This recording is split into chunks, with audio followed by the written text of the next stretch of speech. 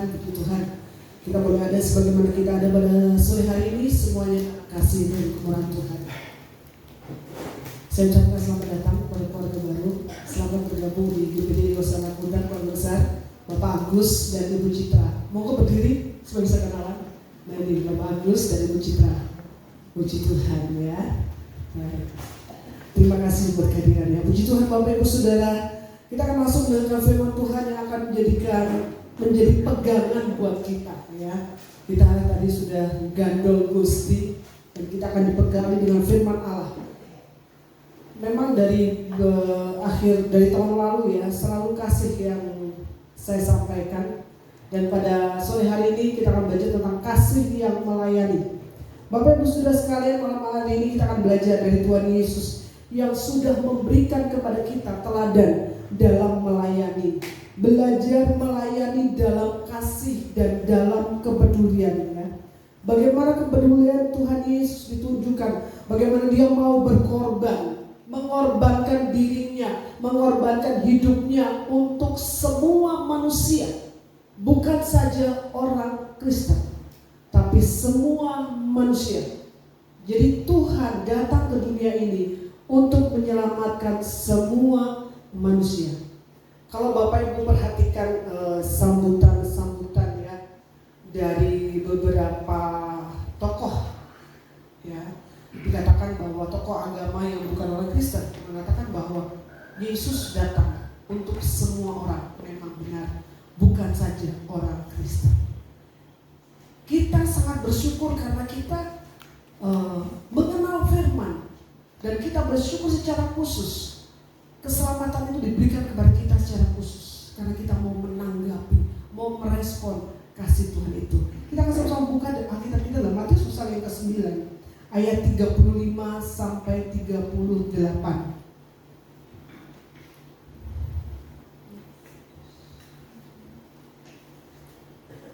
Matius 9 ayat 35 sampai 38. PowerPoint. Oke, saya bacakan. Demikian Yesus berkeliling ke semua kota dan desa. Ia mengajar dalam rumah-rumah ibadat dan memberitakan Injil Kerajaan Sorga serta melenyapkan segala penyakit dan kelemahan. Melihat orang banyak itu, tergeraklah hati Yesus oleh belas kasihan kepada mereka, karena mereka lelah dan terlantar seperti domba yang tidak bergembala. Ayat 37. Maka katanya kepada murid-muridnya, tuaian memang banyak tetapi pekerja sedikit. Karena itu mintalah kepada Tuhan yang mempunyai tuaian supaya ia mengirimkan pekerja-pekerja untuk tuaian itu. Kita melihat ya, Tuhan Yesus sebagai Tuhan, dan pada waktu itu dia sebagai manusia 100% dikatakan berjalan berkeliling ke kota dan desa, semua kota dan desa. Kita melihat Yesus sebagai Tuhan yang Maha Kuasa, pencipta alam semesta, yang memiliki langit dan bumi, yang luar biasa tapi mau melayani. Coba kita renungkan, adalah sesuatu yang sangat luar biasa dan tidak biasa. Kalau kita lihat di sekitar kita, ketika seseorang memiliki kuasa atau power, mereka maunya apa? Dilayani atau melayani? Dilayani ya. Padahal baru sedikit memiliki kuasa, dia inginnya dilayani. Dan ketika tidak dilayani, maka reaksinya gimana? Marah dan mengatakan, nggak tahu ya siapa aku ini. Nah, dirinya sendiri nggak tahu, pelajaran lain ya. Nah, itulah fakta yang kita temukan dalam kehidupan kita sehari-hari. Tapi malam hari ini kita akan belajar dari Tuhan Yesus yang melayani dengan kasih dan dengan kepedulian, mau mengorbankan dirinya untuk kita. Yang kadang-kadang kita ini saja nggak bisa dikasihani, betul nggak? Ya, kita sudah tahu kebenaran kadang-kadang, tapi kita melanggar. Tapi Allah kita Allah yang luar biasa. Dia tetap mengasihi kita, dia tetap mau memperhatikan kita. Dan ada 3 hal di sini yang dilakukan oleh Tuhan Yesus ya. Dikatakan bagaimana Tuhan Yesus mengajar. Ya. Tuhan Yesus mengajar.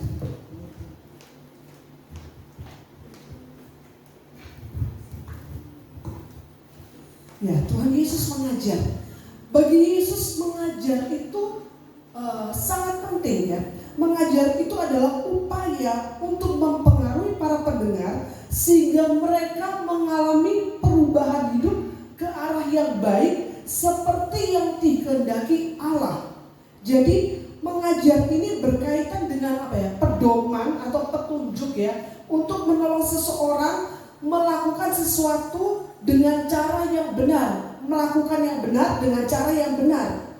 Yesus sangat peduli pada kualitas kehidupan setiap orang yang mendengar firman-Nya. Jadi Tuhan Yesus gak mau orang yang mendengar hanya sekedar mendengar dan yang didengar itu salah. Tuhan Yesus mau meluruskan, mau memastikan, mau mengajar bahwa apa yang diajarkan itu adalah yang benar dan mereka harus mengerti, dan ketika mereka mengerti maka mereka akan melakukannya dengan benar, tidak salah. Karena ini sangat mempengaruhi. Kita manusia perlu pengajaran untuk kita bisa melakukan sesuatu yang benar dan tepat. Ini sangat penting ya. Kita tahu bahwa ada 3 kebutuhan utama manusia seperti sandang, pangan, dan papan. Itu udah mutlak, kita perlu sebagai manusia. Tapi ada kebutuhan yang tidak kalah penting dalam kita menjalani kehidupan ini. Misalnya kebutuhan akan kepastian, akan keselamatan. Hidup ini akan berakhir di mana? Kita sebagai manusia sangat membutuhkan ini, kepastian hidup. Setelah saya hidup, kalau saya mati, saya mau kemana? Sekarang malam hari ini misalnya saya tanya ya, kira-kira kita kemana ya setelah kita mati, setelah kita meninggal? Kita puji Tuhan, kita sebagai anak Tuhan kita sudah tahu kita kemana, kita ke surga karena kita percaya kepada Yesus. Ini yang dibutuhkan oleh manusia, kepastian akan keselamatan. Kemudian ada kebutuhan akan jaminan, asuransi. Kita tahu ya banyak sekali ditawarkan, ada asuransi kesehatan, ada asuransi tenaga kerja, ada asuransi macam-macam pokoknya ya.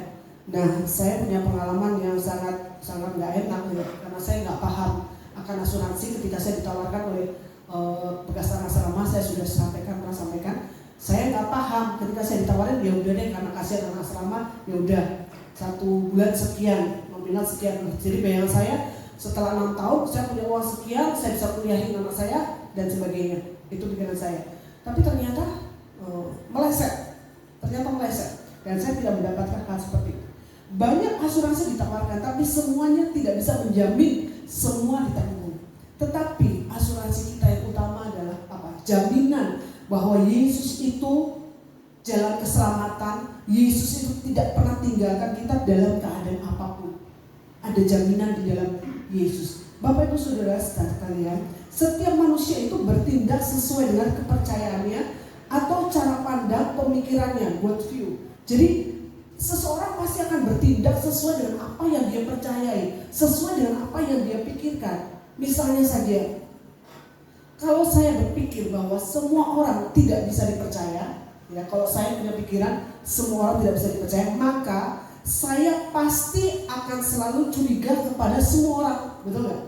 Betul, karena saya anggapan pikiran saya semua orang nggak bisa dipercaya. Jadi pasti saya curiga kepada semua orang. Nah, kalau saya berpikir semua orang itu baik, maka saya pasti akan baik kepada semua orang. Itu karena pikiran saya seperti itu. Nah, kalau saya berpikir semua orang itu punya kelemahan dan kelebihan, maka saya juga akan bisa memaklumi ketika melihat kelemahan seseorang, dan saya juga bisa menghargai kelebihannya. Jadi Bapak Ibu Saudara sekalian, dari sini kita bisa melihat betapa penting pemikiran yang benar supaya sikap kita juga benar, ya. Oleh karena itu Tuhan Yesus mengajar supaya semua orang tahu akan kebenaran yang sejati, sehingga mereka bisa bertindak dan merespon segala sesuatu dengan benar dan tepat. Makanya nggak henti-hentinya Tuhan Yesus itu mengajar, terus mengajar, karena pengajaran ini sangat penting. Ketika ajarannya salah, maka yang dilakukan pasti salah. Oleh sebab itu dikatakan Tuhan Yesus selalu mengajarkan kebenaran.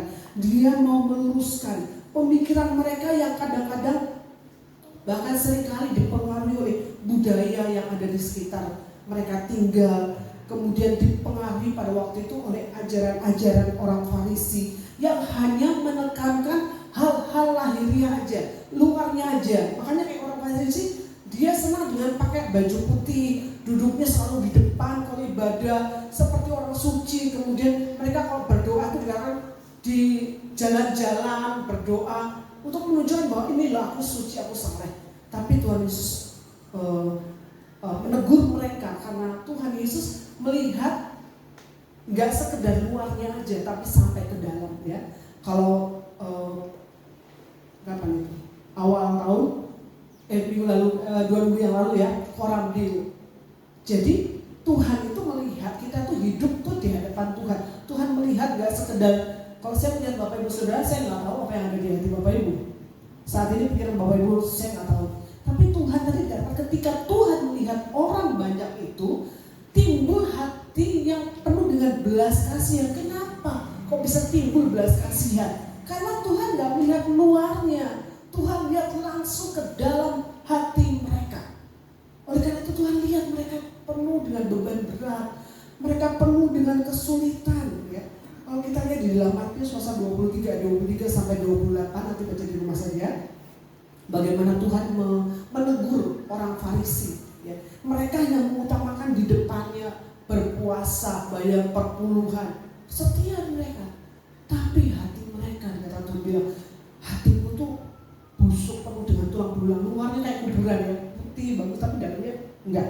Nah, pengajaran yang mau disampaikan dalam pasal ini adalah para pendengar memiliki hati seorang gembala yang memiliki hati penuh kasih dan kepedulian. Ya. Gembala ini kalau dilukiskan, kenapa gembala? Karena gembala itu berani pasang badan untuk domba-dombanya. Karena gembala itu sangat mengerti kalau domba itu tidak bisa hidup sendiri tanpa gembala. Domba itu ya, kalau jalan, dia jalan, kemudian kalau dia tersesat dia nggak bisa kembali. Harus gembala yang mencari domba itu. Dan kalau dia jatuh, ketika dia jatuhnya itu selalu terlentang. Dan ketika dia terlentang, dia akan sampai mati, dia akan terlentang terus kalau nggak ada yang nolong. Kecuali ada gembala yang menolong. Nah, seperti itulah gimana? Jadi kita harus punya hati yang seperti itu. Jadi gembala dia berusaha melindungi domba-dombanya dari serangan serigala, beruang, binatang buas di padang. Gembala yang baik selalu siap mengorbankan dirinya sendiri demi menyelamatkan domba-dombanya. Kemudian yang kedua, kalau kita lihat sebentar dalam ayat yang ke-38, ayat ke-36, saya akan baca dalam terjemahan firman Allah yang hidup. Itu bagus, terjemahannya bagus. Dikatakan seperti ini ya, Matius 9 ayat yang ke-36 dikatakan gini. Ia merasa kasihan sekali terhadap orang banyak yang datang. Jadi Tuhan merasa kasihan sekali kepada orang banyak yang datang. Sebab karena persoalan mereka begitu sulit dan mereka tidak tahu apa yang harus mereka lakukan atau kemana mereka harus mencari pertolongan. Mereka seperti domba yang tidak bergembala. Jadi dalam terjemahan ini lebih jelas, Tuhan Yesus kasihan terhadap orang banyak. Sebab apa? Persoalan mereka begitu sulit dan mereka tidak tahu apa yang harus mereka lakukan atau kemana mereka harus mencari pertolongan. Jadi ketika Tuhan melihat mereka orang banyak itu, Tuhan tahu dengan tepat hati mereka. Tuhan tahu mereka begitu sulit, masalah mereka begitu berat, banyak sekali persoalan. Dan pada malam hari ini juga sama, Tuhan Yesus tidak melihat kita luarnya saja. Tuhan Yesus melihat sampai kedalaman hati Bapak Ibu Saudara sekalian.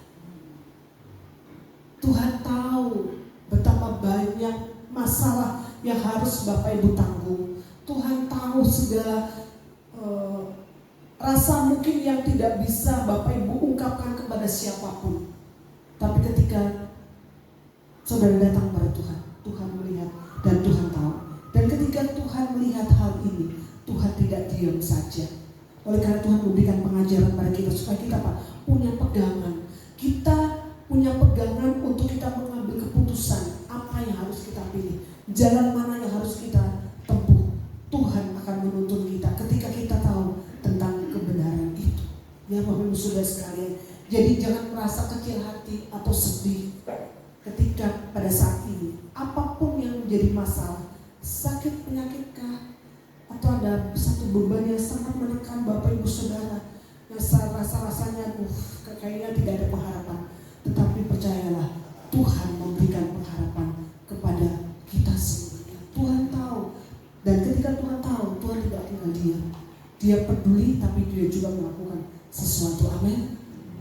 Yang kedua, Tuhan Yesus memberitakan Injil Kerajaan Sorga, ya, Injil Kerajaan Sorga. Hari-hari ini hampir semua media yang ada beritanya adalah tentang seputar politik, ya, capres dan cawapres, itu udah masih dibahas. Hampir di semua media, dan semuanya itu bersifat tidak pasti. Apakah kita bisa menjamin kalau saya memilih 1, 2, dan 3 keadaan akan lebih baik? Tidak ada jaminan, tidak ada kepastian, ya. Orang bisa berjanji, mudah berjanji, tetapi ketika mendapatkan kedudukan belum tentu. Jadi betul-betul kita harus Tuhan Yesus mau kita semua mendengarkan satu berita, yaitu berita Injil Kerajaan Sorga. Tuhan Yesus membawa berita kepastian. Kepastian akan apa? Keselamatan hanya ada di dalam Yesus, tidak ada di luar Yesus, ya. Dikatakan bahwa akulah jalan, kebenaran, dan hidup, dan tidak ada seorang pun yang sampai kepada Bapa kalau tidak melalui aku. Ini adalah jaminan Tuhan Yesus bahwa keselamatan hanya ada di dalam Yesus. Jadi kita tidak perlu ragu-ragu lagi, yakin bahwa ketika kita dipanggil Tuhan, maka kita akan masuk ke dalam sorga, karena jalannya adalah jalan Yesus sebagai jalan keselamatan. Yang kedua, bahwa Allah tidak pernah meninggalkan kita sendiri. Ini adalah berita kerajaan surga disampaikan bahwa apapun pergumulan kita, apapun masalah yang kita hadapi, ingat bahwa Allah tidak pernah meninggalkan kita sedetik pun. Amin. Saya percaya Bapak Ibu Saudara mengalami sekian puluh tahun, berapa tahun pun, kalau Bapak Ibu Saudara mengalami pengalaman pribadi dengan Tuhan, pasti Bapak Ibu akan merasakan, iya benar bahwa Tuhan tidak pernah tinggalkan saya. Tidak ada jaminan bahwa ikut Tuhan seperti lewat jalan tol gak ada hambatan. Tidak, Tuhan gak pernah menjamin itu. Tapi yang Tuhan jamin apa? Ketika kamu dalam masalah, aku akan memberikan jalan keluar sehingga engkau dapat menanggungnya. Ini jaminan Tuhan. Jadi bukan tidak ada masalah, tidak ada pergumulan, tidak ada sakit penyakit, tidak ada. Tetapi bedanya apa? Walaupun ada masalah, walaupun ada persoalan, tetap bisa menikmati damai sejahtera, sukacita, ya, dari Tuhan, dan bisa kuat karena ada jaminan Tuhan. Karena Tuhan tidak pernah tinggalkan kita, dan Tuhan ada di dalam kita. Jadi Allah tidak pernah meninggalkan kita. Jadi yang pertama, satu jaminan yang Tuhan berikan adalah jalan keselamatan. Jadi tidak ada jalan keselamatan di luar Yesus. Hanya Yesus yang jalan keselamatan satu-satunya. Dan yang kedua, Allah tidak pernah meninggalkan kita sedetik pun. Dia selalu ada dengan kita. Yang ketiga, kepedulian Allah pada masa depan umatnya, yaitu masa depan yang penuh dengan harapan. Amin. Ini ada jaminan Tuhan buat kita. Jadi apapun juga yang kita hadapi, sebentar kesaksian dari Ibu Hanif dan keluarga Pak Karyawan, ya, walaupun seperti itu, Tuhan menjamin masa depan yang penuh dengan harapan. Amin. Tuhan punya banyak ribuan pintu. Pintu satu tertutup, Tuhan akan buka pintu yang lain. Bagian kita adalah apa? Lakukan kebenaran, tetap gandol Gusti. Amin, ya. Jadi tahun ini kita ambil keputusan, ketetapan hati, gandol Gusti apapun juga, dalam keadaan apapun juga. Amin. Yang ketiga, Tuhan Yesus menunjukkan kepeduliannya atas penderitaan manusia secara jasmani, ya. Jadi Tuhan tahu kelemahan tubuh kita, sakit kita, Tuhan tahu. Dan dikatakan tadi, Tuhan berjalan ke kota, ke desa. Dia mengajar, ya. Dia mengajar, dan dia juga menyembuhkan yang sakit. Jadi pengajaran itu perlu, tapi Tuhan juga memperhatikan jasmani kita. Dia mau menyembuhkan sakit kita, dia mau menolong yang lemah. Jadi kita yang lemah pasti dikuatkan, karena Tuhan gak tinggalkan kita sendiri. Ketika kita sakit, Tuhan sembuhkan. Ya, kesaksian Pak Karyawan, mungkin yang baru mungkin belum tahu, ya. Pak Karyawan ini tadi 1 minggu cuci darah 2 kali, ya. Tapi bisa dilihat bahwa karena Tuhan memampukan, ya. Kalau mungkin orang dunia yang punya Tuhan, waduh, cuci darah seminggu 3 kali, pasti sudah lemah. Tetapi karena karena punya Tuhan, gandeng Gusti tadi, jadi kita melihat Tuhan luar biasa. Kalau sampai saat ini beliau ada semuanya karena Tuhan, ya. Jadi kita melihat pandangan Yesus tidak terbatas hanya di luar saja, tapi dia melihat sampai ke dalam hati kita. Jadi ketika Tuhan Yesus melihat kumpulan orang banyak, langsung tahu apa yang ada di hati mereka, apa yang ada di pikiran mereka. Dan ketika Tuhan tahu, ya, Tuhan tahu bahwa mereka perlu kesembuhan, Tuhan tahu mereka perlu kekuatan. Dan ketika Tuhan tahu seperti itu, Tuhan gak diam aja. Oh iya, saya peduli, cuma cukup segitu. Kalau kita manusia kan dari kita gitu ya. Oh iya, saya tahu, saya ngerti, tapi tidak berbuat apa-apa. Tuhan tidak seperti kita.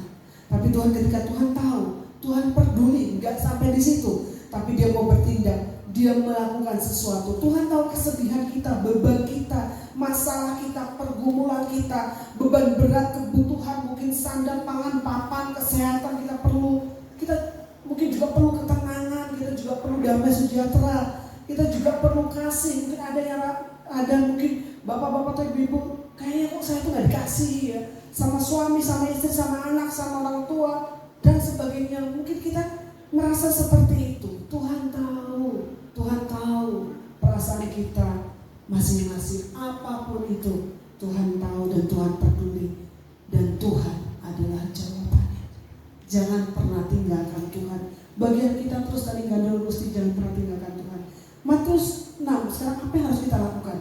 Matius 6 ayat 25 sampai 33, nanti udah terkenal ya ini ya. Jadi apa yang harus kita lakukan? Kita nggak perlu khawatir, ya. Jangan pernah khawatir. Ya, Tuhan tahu dan tidak meninggal dan tidak tinggal diam, ya. Jadi kesedihan, beban apapun, ingat bahwa Tuhan tidak akan tinggalkan kita sendiri. Jadi Matius 6 ayat 25 sampai 33, kita jangan pernah khawatir. Sandang, pangan, papan kita, kalau kita perlu pasti Tuhan berikan, ya. Pasti Tuhan jamin, ya. Oh itu Tuhan bilang kan, burung-burung aja loh dipelihara Tuhan, apalagi kita, ya. Bunga-bunga juga begitu indahnya ketika kita melihat bunga-bunga. Saya juga kalau lihat bunga, saya suka bunga, tapi saya nggak bisa merawat, nggak suka merawat. Saya suka keindahan, tapi nggak suka merawatnya itu manusia. Nah kemudian ketika kita melihat ciptaan yang lain yang begitu indah luar biasa, wow, Tuhan itu sangat luar biasa. Dan ketika kita mau menemukan hal-hal yang perlu untuk kebutuhan kita, Filipi 4 ayat 9 katakan bahwa Allahku akan mencukupkan semua keperluan sesuai dengan kekayaan dan kemuliaan. Jadi Tuhan menjamin kita. Tuhan tidak hanya sekedar tahu, tapi Dia bertindak menjawab semua persoalan hidup yang sangat berat. Oleh karena itu Matius 11 ayat 28-29 dikatakan apa? Marilah kepadaku semua yang letih lesu dan berbeban berat. Semua yang letih lesu berbeban berat, aku akan memberikan kelegaan kepadamu. Jadi Tuhan yang bisa memberikan kelegaan kepada kita. Ketika kita rasa berbeban berat, bertanggungan berat, mari jangan cari di tempat lain. Ada yang katakan healing, nggak usah. Kalau ada uang healing, kalau nggak ada uang kadang-kadang kita nggak bisa healing. Tapi kita bisa healing melihat apa? Ciptaan Tuhan yang luar biasa, hal-hal yang ada di sekitar kita. Kita bersyukur kepada Tuhan. Itu akan membuat kita menikmati kasih Tuhan di dalam kehidupan kita. Ada orang yang sangat menderita, ya, baik secara jasmani maupun batin. Ada orang yang sudah sakit badannya, kemudian dia sudah sakit malah dia dihakimi oleh orang lain. Artinya apa? Wah, kamu tuh sakit karena kamu tuh begini. Wah, sakit malah dihakimi orang, bukannya dikuatkan, tapi dihakimi. Inilah kecenderungan manusia. Dan akhirnya orang seperti ini karena mereka merasa dikucilkan, mereka diremehkan oleh orang-orang. Jadi mereka perlu pemulihan, mereka perlu gimana caranya saya keluar dari masalah ini. Saya sebetulnya perlu didukung, tapi ternyata saya tidak mendapatkannya. Dan mereka orang seperti ini perlu disembuhkan, perlu dipulihkan, perlu diselamatkan, dikuatkan kembali. Di dalam Matius 9 ayat 37 dan 38 tadi mengatakan bahwa dalam dunia ini banyak orang yang menantikan kepedulian dari orang-orang di Kita dipanggil untuk menjadi pekerja-pekerjanya, untuk memberikan perhatian kepada orang-orang yang ada di sekitar kita. Kita harus peduli mereka yang lelah, mereka yang terlantar, mereka yang terhina, mereka yang disingkirkan. Dan kepedulian harus mulai dari diri kita sendiri, ya. Jadi Tuhan, untuk kita dapat menjadi pelaku firman Tuhan. Kemudian mungkin kita juga korban pikiran. Artinya apa? Kita punya pemikiran-pemikiran yang baik untuk pekerjaan Tuhan. Mari kita berikan itu. Dan segala sesuatu bukan untuk kemuliaan diri kita sendiri, tapi kita lakukan untuk kemuliaan Tuhan. Pikiran yang benar, pikiran yang membuat orang lain semakin maju, pikiran yang membuat orang lain semakin kuat. Ini yang mungkin harus kita korbankan juga. Supaya apa? Kita dapat membawa jiwa kita kepada Tuhan. Kemudian korban tenaga. Ketika mungkin kita melakukan perbuatan kasih, perbuatan sosial, apa saja yang kita lakukan, tidak ada orang yang memuji kita, tidak ada orang yang mengucapkan terima kasih kepada kita, sudah gak apa-apa. Ingat, Tuhan mencatat, orang beri, Tuhan melihat. Saya pegang sekali tahun ini, itu terus mengingatkan saya bahwa saya hidup di hadapan Tuhan. Jadi gak ada satupun yang bisa saya sembunyikan, semua terbuka, ya. Jadi korban tenaga kita, ketika kita lelah, wes capek kerjaan ini masih juga disalahkan. Glory, haleluya, ya. Tidak boleh marah-marah. Mari kita terus melakukannya. Ingat, bukan untuk manusia, tapi untuk Tuhan. Kemudian korban materi. Ada yang kita persembahkan. Ketika Tuhan katakan kepada kita, beri, jangan tahan-tahan, berikan saja. Karena Tuhan tidak pernah berhutang. Pasti Tuhan akan memberkati, mengembalikan kalau kita melakukannya dengan ketulusan hati, ya. Nah, Nelson Mandela dia katakan, Anda akan mencapai lebih banyak di dunia ini melalui tindakan belas kasih daripada yang Anda lakukan melalui tindakan pembalasan. Jadi belas kasihan itu akan memberikan dampak yang sangat besar daripada balas dendam. Jadi sebagai anak Tuhan, mari kita punya hati seperti Tuhan Yesus yang penuh dengan belas kasihan, hati yang melayani, ya. Jangan seperti kebanyakan orang ketika punya kedudukan, punya apa, tapi minta dilayani, bukan melayani. Tapi kita berbeda. Kalau kita mengasihi, maka kita harus mau melayani, dan melayani dengan ketulusan hati, bukan dengan embel-embel A, B, dan C. Terakhir, Ibu Mother Teresa, ya, mengatakan, jika kita berdoa, kita akan percaya. Jika kita berdoa, kita akan percaya. Jika kita percaya, kita akan mencintai. Dan bila kita mencintai, kita akan melayani. Amin. Kalau kita mencintai Tuhan, maka kita mau melayani. Mother Teresa adalah orang yang benar-benar luar biasa, ya. Luar biasa kehidupannya. Dia bukan orang yang miskin, orang yang sangat kaya, tapi dia mau mengorbankan dirinya. Dia seperti apa, ya, Kristus kecil, ya, yang hidup seperti Tuhan Yesus. Dia melakukan kebaikan, dia merawat orang kusta, dia hidup dengan mereka, padahal dia adalah anak orang kaya, tapi dia mau melakukan semuanya itu.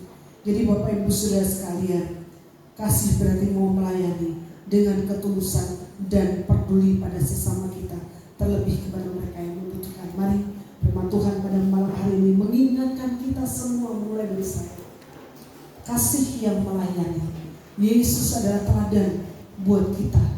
Tetapi juga ada orang-orang tokoh-tokoh iman yang luar biasa juga yang bisa menjadi teladan buat kita. Mari kita melayani dengan ketulusan hati, dengan segenap hati.